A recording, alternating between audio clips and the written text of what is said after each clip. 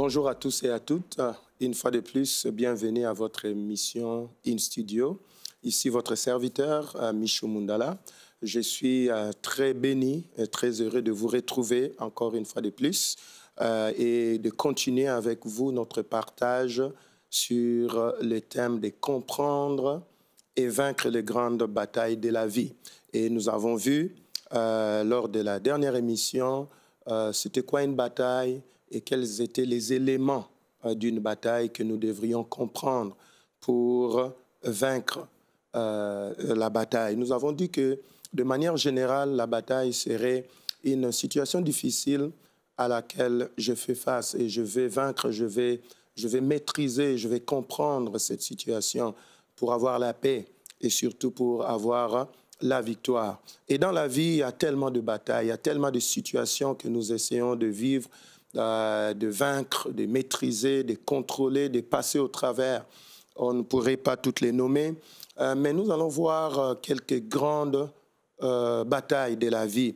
Pourquoi c'est important de pouvoir bien identifier ces batailles-là et de les comprendre? Parce que c'est difficile de vaincre sans comprendre l'origine de la bataille, sans comprendre la nature de la bataille.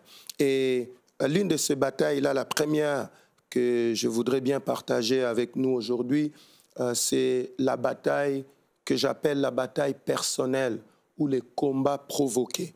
La bataille personnelle ou les combats provoqués.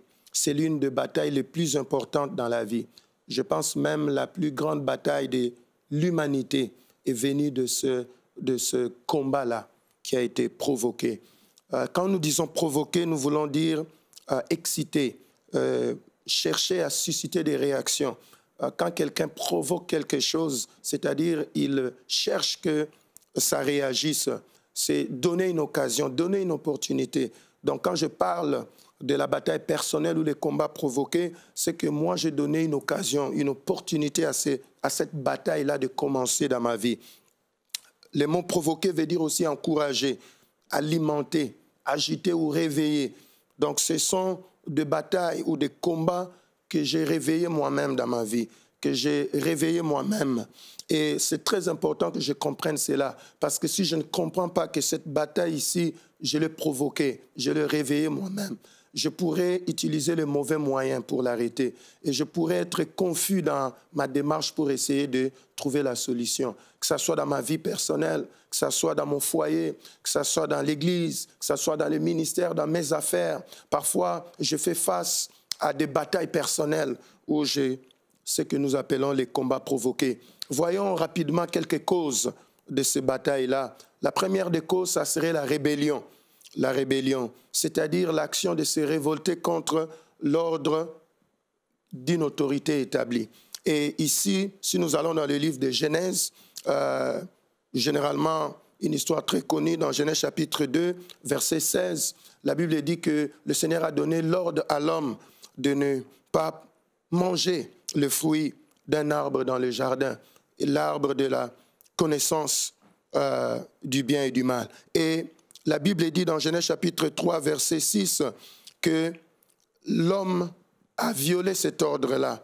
Car la Bible dit, la femme vit que l'arbre était bon à manger et agréable à la vue et qu'il était précieux à ouvrir l'intelligence. Il prit de son fruit et en mangea. Elle la donna aussi à son mari qui était auprès d'elle et il en mangea. Donc on voit qu'à partir de là, l'homme a provoqué une bataille dans sa propre vie.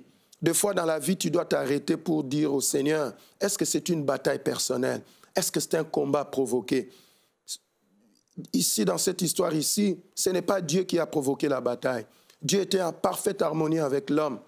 C'est l'homme lui-même qui avait un ordre auquel il devait être soumis et il s'est rébellé contre cet ordre-là et ça a mené la bataille dans sa vie. Ça a créé beaucoup de fronts dans sa vie. Et c'est à partir de là qu'il y a eu la chair, qu'il y a eu la mort, qu'il y a eu la maladie, qu'il y a eu la malédiction et qu'il y a eu beaucoup d'autres problèmes. À partir de là, il y a eu la méchanceté, le cœur de l'homme a changé et l'homme a eu beaucoup de situations difficiles. Mais des fois dans la vie, ce n'est pas seulement la rébellion qui provoque des combats, des batailles personnelles, mais c'est aussi l'imprudence. L'imprudence est une autre cause des batailles personnelles. C'est l'action d'une personne qui ne prend pas assez de précautions. Dans la vie, parfois, je ne veux pas me rebeller. Ce n'est pas que je fais exprès, mais des fois, à cause de la nature corrompue de l'homme, à cause des imperfections de l'homme, je peux être imprudent et manquer de prudence. Dans Proverbes chapitre 27, le verset 12, la Bible dit « L'homme prudent voit le mal et se cache, mais le simple avance et sont punis. » Dans d'autres versions, il dit « Les simples avancent et ils payent les conséquences. » Donc, c'est-à-dire qu'à un moment donné, quand je ne suis pas prudent, je peux provoquer une situation difficile dans ma vie. Des fois, quand je suis en train de regarder ma vie et voir que j'ai des situations difficiles que je vais régler, j'ai des situations compliquées que je vais vaincre avec le Seigneur, je peux me poser des questions de savoir, Seigneur, est-ce que je suis à la base? Est-ce que j'ai été imprudent quelque part? Peut-être voilà pourquoi je perds de l'argent. Peut-être voilà pourquoi j'ai des problèmes dans le foyer. Peut-être voilà pourquoi j'ai des problèmes dans mes études. Voilà pourquoi j'ai des problèmes dans le ministère. Parce que j'étais imprudent, j'ai pris de mauvaises décisions, je n'étais pas consulté, je n'ai pas assez cherché à avoir l'assurance auprès de toi. Et ces décisions que j'ai prises, ces choix que j'ai faits ont provoqué des situations difficiles. C'est important que nous puissions déterminer l'origine et la nature de la bataille. Et parfois, l'imprudence vient juste de la volonté de vouloir peut-être bien faire, mais à la fin, ça devient une imprudence. Dans 2 Samuel chapitre 6, on connaît cette histoire-là d'un homme qui a été imprudent au point de vouloir toucher l'arche de l'alliance avec ses mains. Parce que la Bible dit quand on transportait l'arche, on devait avoir 2 bâtons qui sont passés dans 4 anneaux et puis 4 sacrificateurs devaient les transporter.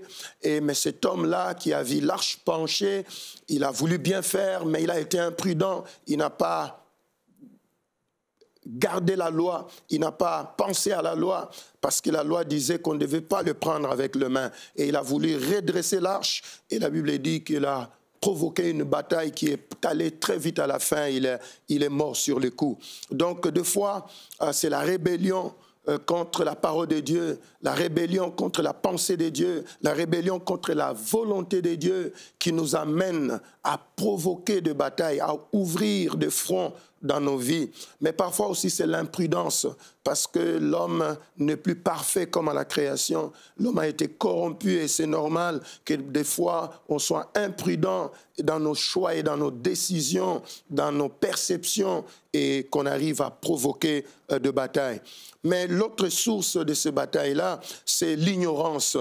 L'ignorance, c'est-à-dire le fait de manquer la connaissance ou de ne pas être au courant de ce qui peut causer une bataille. Des fois, je ne vais pas provoquer de bataille dans ma vie. Des fois, je ne vais pas provoquer de bataille dans mon foyer. Je ne vais pas provoquer de bataille dans mon ministère. Des fois, je ne vais pas provoquer de bataille autour de moi vis-à-vis de mon époux, de mon épouse. Mais seulement, je ne sais pas que ce que je fais produira une bataille un jour dans ma vie. Des fois, avant de connaître le Seigneur, nous n'avons pas la connaissance de la parole de Dieu. Nous n'avons pas la communion de l'Esprit de Dieu. Et nous ne pouvons pas entendre la voix de Dieu nous dire « Arrêtez ici, faites attention ». Et des fois, nous provoquons beaucoup de batailles à cause de ce manque d'ignorance. Osée, chapitre 4, le verset 6 va dire « Mon peuple est détruit parce qu'il lui manque la connaissance, parce qu'il a rejeté la loi de l'Éternel ». C'est dans la loi qu'on trouve les conseils, la parole de Dieu. C'est dans la parole de Dieu qu'on trouve la sagesse de Dieu. Et des fois, nous n'avons pas cette sagesse-là, cette connaissance-là, et nous arrivons à avoir de bataille dans notre vie. Et c'est très important pour nous de pouvoir bien comprendre cela, bien réaliser que cette situation difficile, ce n'est pas le Seigneur qui l'a provoquée. Le Seigneur n'essaye pas de m'amener dans une école pour que j'apprenne quelque chose. C'est mon choix, c'est ma décision. J'ai été dans la rébellion vis-à-vis de la parole de Dieu, où j'ai été justement imprudent, et puis où j'ai manqué la connaissance, je ne savais pas qu'en vivant de telle manière, après 1 année, après 2 ans, après 3 ans, je vais provoquer des batailles dans ma vie. Et comment maintenant nous pouvons mettre fin à la bataille personnelle, au combat provoqué? Regardons dans Jean chapitre 9, le verset 39 à 41. Puis Jésus dit, je suis venu dans ce monde pour un jugement, pour que ceux qui ne voient pas voient, et que ceux qui voient deviennent aveugles. Quelques pharisiens qui étaient avec lui l'ayant entendu ces paroles, lui dire, nous aussi sommes-nous aveugles? La Bible dit, quand Jésus a dit, je suis venu apporter un jugement pour que celui qui ne voit pas voie et que celui qui voit devienne aveugle. La Bible dit, les pharisiens lui ont posé la question, est-ce que nous aussi nous sommes aveugles? Écoutez la réponse de Jésus dans Jean chapitre 9, verset 41. Jésus leur répondit, si vous étiez aveugles, vous n'auriez pas de péché. Mais maintenant, vous dites, nous voyons, c'est pour cela que votre péché subsiste. Donc, tu vois, quand j'ai une bataille personnelle, ou ce que nous appelons dans le cadre de notre enseignement, les combats provoqués, la première chose, je dois reconnaître que je suis l'auteur de ce combat, de cette bataille. Jésus a dit aux pharisiens, vous n'êtes pas sur le bon chemin, vous n'êtes pas sur la bonne voie. Les pharisiens lui ont dit, est-ce que nous sommes aveugles? Jésus venait de guérir un aveugle né. Il venait de faire un grand miracle et ça a provoqué de la dispute, ça a provoqué la contradiction. Il y avait beaucoup de problèmes autour de cela. Il a profité de la condition de cet homme aveugle pour enseigner sur l'aveuglement spirituel. Il a dit, vous êtes aussi aveugles, mais ils n'étaient pas aveugles physiquement, c'était des gens qui voyaient très bien. Et il parlait justement d'un homme qui était physiquement aveugle et que Jésus venait de guérir. Et le Seigneur leur a dit, si quelqu'un dit qu'il est aveugle, ici, il ne parlait plus dans le niveau physique, mais il était dans le niveau spirituel. Il a dit, si quelqu'un reconnaît qu'il est aveugle, il n'a pas de péché. Qu'est-ce que cela veut dire? Cela veut dire que si tu reconnais ta faute, si tu prends la responsabilité, le Seigneur peut venir t'aider. Parce que cette prise de conscience, cette prise de responsabilité t'amène à la repentance, t'amène à reconnaître ta faute et t'amène à recevoir le pardon du Seigneur. La plupart des batailles ont duré dans nos vies. Les batailles personnelles, des combats que nous avons provoqués, nous avons eu du mal à les régler, nous avons eu du mal à l'arrêter. On l'a mené pendant des années et des années, et le foyer est en train d'être détruit, et l'église est en train d'être détruite, et la vie est en train d'être détruite, l'entreprise est en train d'être détruite, parce qu'il y a quelqu'un qui ne veut pas prendre la responsabilité devant le Seigneur, de dire « je suis aveugle, viens m'aider ». Je suis aveugle, viens m'aider. Et Jésus a dit, le problème, ce n'est pas d'être aveugle. Le problème, c'est de reconnaître qu'on est aveugle. Jésus n'a pas de problème avec celui qui peut reconnaître qu'il a péché, avec celui qui peut reconnaître qu'il a fauté. Jésus n'a pas de problème avec celui qui peut venir vers lui à la croix et lui dire, Seigneur, j'ai péché contre Dieu. Je suis né dans le péché, conçu dans l'iniquité, comme le psalmiste le dit. Jésus n'a pas de problème. Il a dit aux pharisiens, si vous dites que vous êtes aveugle, vous n'avez point péché. Regarde comment le Seigneur leur donnait l'opportunité d'être humble, d'être simple, d'être brisé et de reconnaître leurs fautes.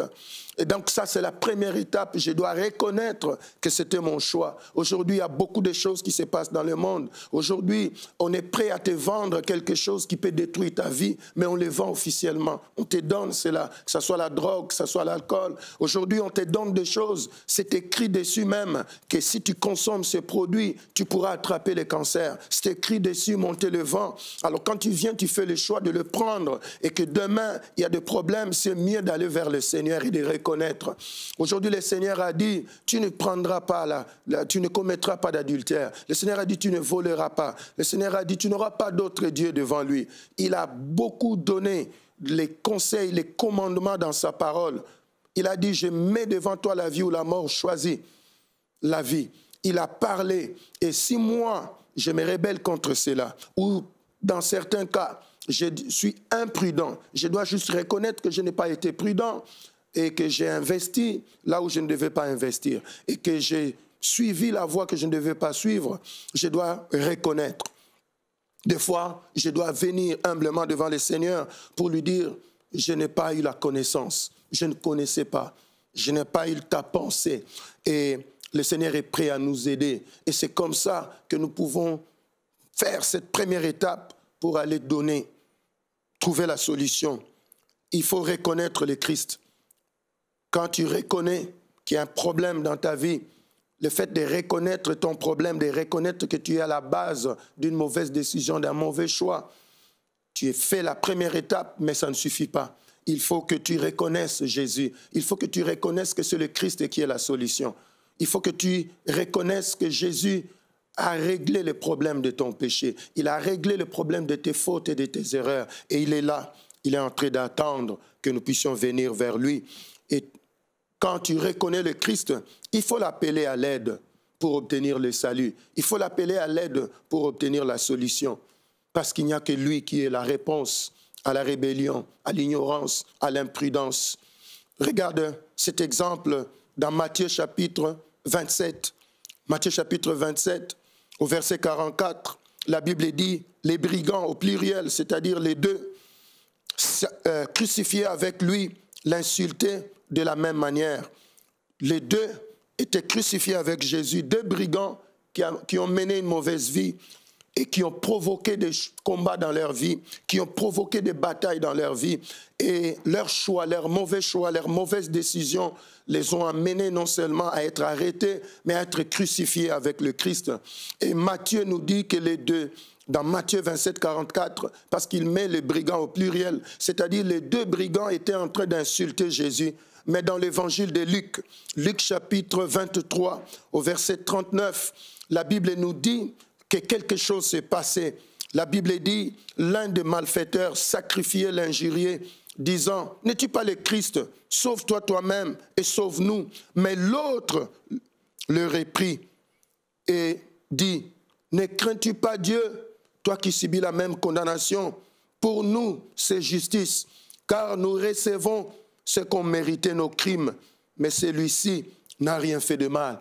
Donc cet homme a reconnu qu'ils ont mal fait. Il a reconnu que si je suis à la croix, c'est parce que j'ai mal agi. Il a dit à son ami, tu es brigand comme moi. Nous avons fait de mauvais choix. Nous avons pris de mauvaises décisions. Nous avons provoqué une bataille personnelle dans notre vie. Nous avons provoqué un combat. Il a dit à l'autre, ça c'est une bataille personnelle. C'est un combat provoqué. C'est parce que nous n'avons pas bien marché. C'est parce que nous n'avons pas bien agi. Mais en même temps, il a reconnu que le Christ était saint. Il a reconnu qu'il était Dieu. Il a reconnu qu'il n'a rien fait de mal. Il a reconnu par là que Jésus était un sacrifice pour les autres, puisqu'il n'a rien fait. Mais qu'est-ce qu'il faisait à la croix? Puisqu'il n'a rien commis de faute. Qu'est-ce qu'il faisait à la croix? Pourquoi il était à la croix? Ces brigands-là, Matthieu nous dit, les deux étaient en train d'insulter. Ils ont commencé à insulter ensemble. Mais à un moment donné, l'un des brigands s'est repenti. Il a pris la responsabilité. Il a reconnu sa faute. Et il a reconnu qui était Jésus. So, tu vois, quand tu fais face à une situation difficile, pose la question à Dieu. Est-ce que c'est une bataille personnelle? Est-ce que c'est quelque chose que j'ai provoqué moi-même? Est-ce que je suis en train de me battre ici avec une situation dont moi-même je suis l'auteur? Ça prend beaucoup de responsabilités, bien-aimés. Ça prend beaucoup de responsabilités. Je dois être responsable. Je dois être capable de prendre la responsabilité. Dans la vie aujourd'hui, parfois nous ne sommes pas rapides à reconnaître nos torts, à reconnaître nos fautes. Mais quand tu es un enfant de Dieu et quand tu es un chrétien, et si tu ne l'es pas, tu peux le devenir en acceptant le Christ qui a souffert pour toi et qui a payé pour tes fautes, afin que tes batailles personnelles trouvent une solution en lui, à la croix. Mais il va te demander que tu reconnaisses d'abord que tu as mal agi, que tu reconnaisses d'abord que tu as mal fait. Beaucoup de fois, ce manque de responsabilité, ce manque de leadership personnel dans la vie fait que le combat dure longtemps. Nous avons beaucoup de batailles qui traînent. On n'a pas trouvé la solution parce que la solution, ce n'était pas de condamner quelqu'un. La solution, ce n'était pas de condamner celui qui regarde, celui qui commente sur nos fautes, celui qui prend des photos et puis met ça partout de nos erreurs. Non, non, non, non, non. La responsabilité, c'est d'abord de reconnaître qu'on a mal agi, de reconnaître qu'on a mal fait. Et la Bible dit, dans le verset 42 de Luc chapitre 23, et il dit à Jésus, les brigands, souviens-toi de moi quand tu viendras dans ton règne. Jésus lui répondit, je te l'ai dit en vérité, aujourd'hui, tu seras avec moi dans le paradis. Il a tellement reconnu sa faute que Jésus n'a même pas voulu lui parler de baptême. Il n'a même pas voulu lui parler de la délivrance, de la guérison. Jésus n'a pas eu le temps parce qu'il a dit, il voit son cœur, il reconnaît sa faute, il met fin à sa bataille. Il lui a dit qu'aujourd'hui même, Jésus n'a même pas guéri cet homme. Il n'a même pas dit, quitte la croix, descends seulement. Lazare a été ressuscité. Le fils de la veuve de Naïn a été ressuscité. Jésus a sorti des gens, des démoniaques, des tombeaux. Mais lui, il a dit, oh, toi, tu vas aller directement au paradis. Il a dit aujourd'hui même, tu es sauvé. Pourquoi? Parce que tu as reconnu ta part, tu as reconnu ta faute. Il a dit, je vais mettre fin à la bataille. Tu n'iras pas en enfer, tu n'iras pas souffrir avec les diables que tu as servi dans le monde. Et parce que tu as reconnu ta faute. So, bien-aimé, tu vois, si, quel que soit le passé, les erreurs du passé, quelles que soient les fautes qu'on a faites, ce que le Seigneur attend, c'est que nous ne puissions pas être découragés à cause de ces fautes, abattus à cause de ces fautes, que nous ne puissions pas aller en enfer à cause de ces fautes. Si nous pouvons reconnaître que cette situation ici, je suis à la base, c'est un choix que j'avais fait, c'est une mauvaise décision que j'avais prise. Le Seigneur cherche des hommes et des femmes qui peuvent venir vers lui pour reconnaître leurs fautes, pour reconnaître qu'ils ont mal agi. Et le Seigneur est prêt à aider. Le Seigneur est prêt à venir à l'aide. Le Seigneur est prêt à nous aider. Est-ce que tu vis une situation difficile? Est-ce que tu vis une bataille compliquée?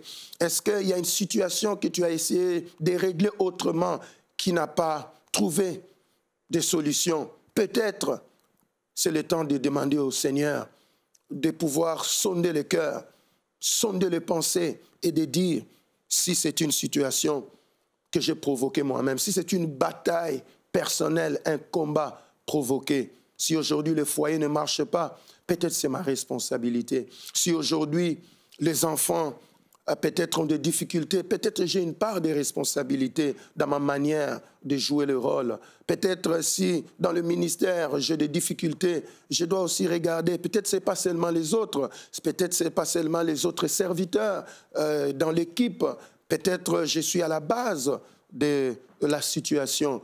Et peut-être le Seigneur avait donné des avertissements, il avait parlé, moi je n'ai pas écouté, je n'ai pas suivi. Peut-être ça a provoqué des situations. Si je perds de l'argent aujourd'hui, peut-être c'est parce que j'ai choisi moi-même de faire des décisions très risquées. Et peut-être si il y a une situation difficile dans mes relations, peut-être parce que je n'ai pas marché selon la parole, je n'ai pas parlé selon la parole. Je n'ai pas aimé comme la parole est dit. Je n'ai pas pardonné comme la parole est dit. Je n'ai pas servi comme Dieu comme la parole est dit. J'ai servi les dieux de ce monde qui sont des idoles et qui attirent la malédiction. Peut-être les traditions que j'ai appliquées, peut-être la manière de vivre, peut-être j'ai été impliqué dans les choses occultes et qui font qu'aujourd'hui, j'ai des combats dans ma vie. Mes enfants ont des combats. Il faut que je prenne la responsabilité. Des fois, c'est la prise des responsabilités qui va t'amener à la repentance, à reconnaître Christ et à l'appeler au secours qui peut trouver la solution. Ces brigands allaient directement en enfer. Ces brigands avaient provoqué des combats dans sa vie et il était là à la croix avec le Seigneur. Et les deux ensemble, selon Matthieu, en train d'insulter le Seigneur, de souffrir et en disant « Mais pourquoi tu ne te sauves pas? Pourquoi nous sommes là avec toi? Sauve-toi et sauve-nous » Et puis l'autre est resté à un moment donné et le Seigneur l'a assisté. Moi, je suis sûr que le Seigneur l'a assisté pour aussi l'aider, mais nous laisser un enseignement afin de dire voici comment nous pouvons mettre fin à certaines batailles personnelles que nous avons provoquées. Il a dit au Seigneur, moi je reconnais ma part, je reconnais que j'ai mal fait, je reconnais que j'ai mal agi. Je sais que toi tu es Dieu, tu es saint, tu es innocent et tu es là pour les autres. Mais moi je suis ici pour moi-même. Je suis responsable de ce que je fais. Ces brigands ont fait ce que les pharisiens ne pouvaient pas faire. Quand le Seigneur leur a posé la question, si vous dites que vous êtes aveugle, vous ne voyez pas. Et les pharisiens ne pouvaient pas le faire. C'était des sacrificateurs, c'était des religieux, mais ils ne pouvaient pas avoir l'attitude d'humilité pour faire la repentance. Mais ces brigands, vers la fin de sa vie sur la terre, il a reconnu Christ. Il a pris la responsabilité. Et Jésus a dit, Si tu prends ta responsabilité, tu changes de camp aujourd'hui.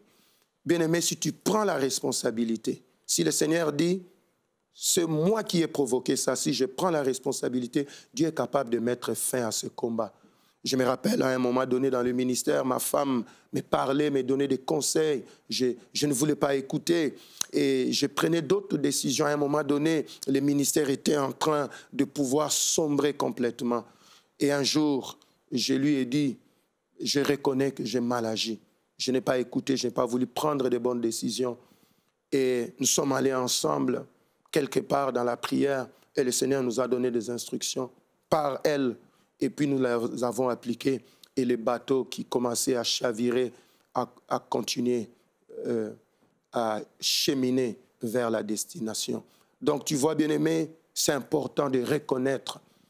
Et quand on reconnaît qu'on est à la base de ce qui se passe dans notre vie, on reconnaît que Christ est notre sauveur et on l'appelle au secours. On peut mettre fin à une bataille personnelle, un combat qu'on a provoqué. Je vais prier pendant que nous sommes en train de terminer, afin que le Seigneur nous aide et nous donne la force et le courage de reconnaître devant lui et de pouvoir aller dans la repentance pour mettre fin à certains combats, à certaines batailles, certains combats qui n'ont fait que trop durer. Seigneur, nous voulons te dire merci encore pour ta parole. Merci Seigneur de nous avoir parlé aujourd'hui de la bataille personnelle, que dans nos vies, nous avons des batailles personnelles. Ce sont des combats provoqués, soit par notre rébellion vis-à-vis de ta parole, soit par notre imprudence, Seigneur, parce que nous ne sommes pas parfaits. Dans cette nature corrompue par le péché, dans la chair, Seigneur, il nous arrive de fauter, d'être imprudents, de mal apprécier, de mal juger des situations. Seigneur, nous voulons te prier aujourd'hui pour que tu pardonnes notre ignorance, parce qu'on a fait des choix, on a pris des décisions, ne sachant pas que ces décisions cachaient des batailles. Et aujourd'hui, nous vivons ces batailles dans notre vie personnelle. Nous vivons ces batailles dans le foyer. À cause des choix, à cause de la négligence, à cause de la manière de vivre, à cause de la violation de la parole vis-à-vis du mariage. Peut-être dans la manière d'éduquer les enfants, d'élever les enfants. La Bible dit, montre-leur la voie quand ils sont jeunes. Nous, on a couvert leurs fautes, on ne les a pas aidés, on ne les a pas poussés vers Christ dans la repentance. On n'a pas bien agi, on n'a pas puni leurs fautes, on n'a pas pointé leurs fautes. Seigneur, peut-être dans le choix, dans les carrières, dans le ministère, nous voulons reconnaître aujourd'hui et te demander de pardonner, d'avoir pitié de nous, Seigneur, et d'avoir pitié de tout celui qui a écouté et qui est prêt à prendre la décision de venir vers toi, Jésus, et de reconnaître sa part de responsabilité, de se repentir, que tu puisses nous pardonner et que le sang qui nous a justifiés nous justifie et nous présente encore juste devant Dieu, et que ton esprit puisse nous aider, que ta parole puisse nous éclairer, afin que, Seigneur, oh Dieu, tu puisses nous changer de camp comme tu as fait avec ces brigands qui pensaient peut-être qu'il allait droit en enfer, mais quand il a reconnu, tu lui as donné une place auprès de toi. Seigneur, laisse que, oh Dieu, pendant que nous sommes en train de le reconnaître, que, Seigneur, le bataille personnelle que nous avions provoquée autrefois puisse s'arrêter au nom de Jésus-Christ. Que le Seigneur vous bénisse. Merci d'avoir suivi et nous nous retrouvons à la prochaine édition.